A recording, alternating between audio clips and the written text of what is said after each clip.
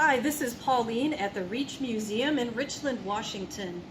And I have been thinking a lot of amazing things happen because people take a lot of time and a lot of work to make them happen, such as saving the Hanford Reach National Monument.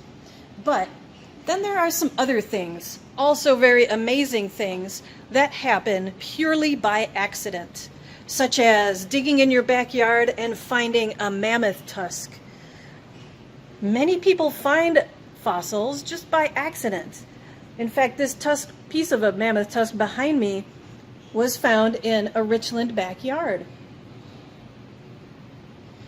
Now, even though Colombian mammoths had a range that stretched from here all the way to Central America, we can find in dozens of places around the mid-Columbia River region where mammoth bones have been unearthed. And that's probably because of the catastrophic flooding that happened here during the last ice age. An ice age is a period of time when the climate of the whole planet becomes a lot colder. And that means that glaciers stick around for a long time, even through the summer. The last ice age that we had on Earth was between 2.5 million and 11,700 years ago. And during that time, a glacier blocked a tributary of the Columbia River over in the area near Missoula, Montana. That would have created a giant lake in the mountains behind it.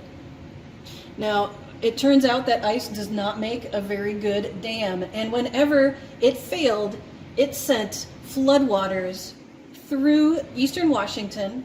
They eventually landed in the course of the Columbia River and drained out to the ocean. But all that floodwater had to fit through a pretty narrow space right here at Wallula Gap. And so it formed a temporary lake for about a week or so in this basin-like area that we call the Pasco Basin. The temporary lake that formed would have looked something like this. Here's Richland, and here's Pasco, and these little islands are just the tops of the mountains that we have in Richland: Badger Mountain, Candy Mountain, and Red Mountain. As the water flowed through here and then pooled in Lake Lewis, it would have slowed down and deposited a lot of things that it was carrying: soil, rocks, and even animals such as mammoths deposited here. Now you can see that settling and depositing effect when you play with sand and water. Do you like to play with mud? Sometimes people might think that playing with mud is just kid stuff, but really it's science. And kids are, after all, natural scientists. You can model a lot of earth processes by experimenting with soil and water, but please do it outside. Don't follow my example of doing it on a carpeted space like in a museum gallery. If we take a lot of water and pour it onto the earth, we're going to get a lot of erosion. Erosion is a word that means moving soil and wearing down rocks, in this case with water. But there's going to be some effects that we can see once it's all over. So let's try it.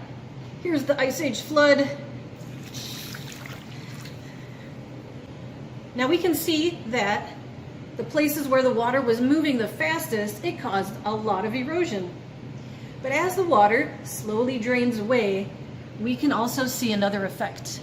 We can see that wherever the water slowed down, it deposited whatever it was carrying.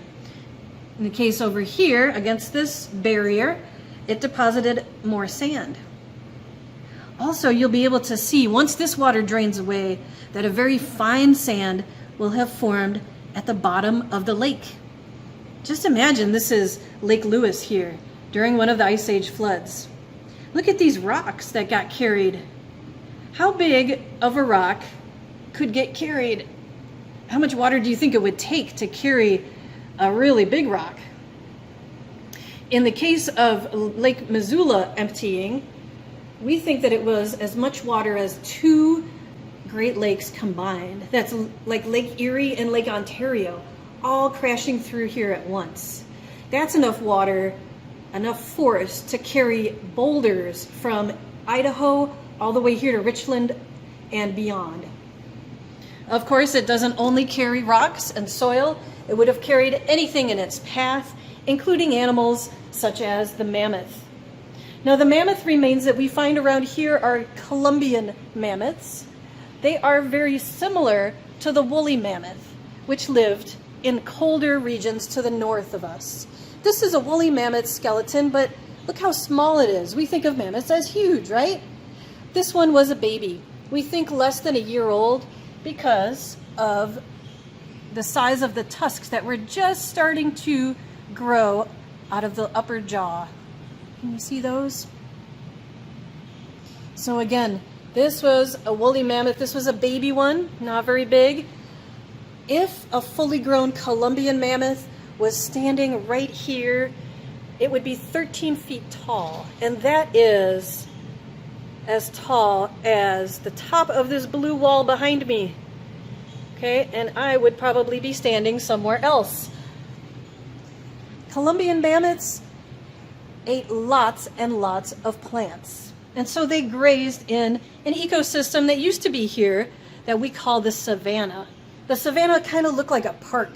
It was lots of grass with a few trees scattered throughout. But as we came out of the Ice Age, the climate in North America became a lot warmer and a lot drier. And so this animal's habitat changed so much that it couldn't survive anymore. It went extinct. The bones that we find, though, can tell us a lot about how the earth has changed and what the past was like. So next time you are digging in your backyard or playing in the mud, pay close attention to what happens and pay close attention to any rocks or anything else you might find. They might have a very exciting story to tell.